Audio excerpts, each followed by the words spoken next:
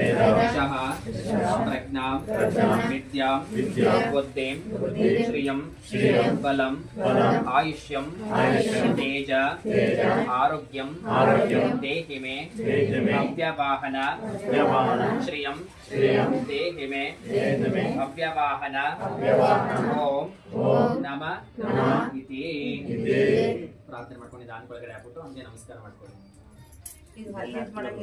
ನಿಧಾನಕ್ಕೆ ಹಾಕ್ಬಿಡಿ.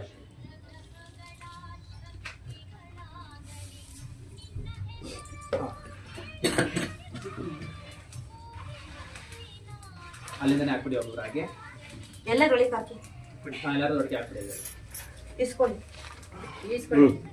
ಇಲಾಖೆಯಲ್ಲಿ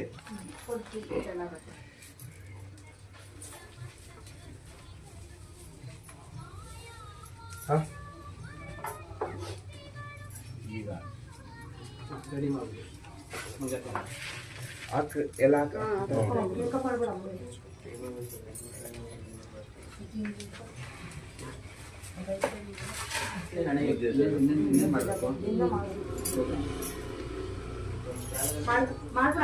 ಮಾಡಿ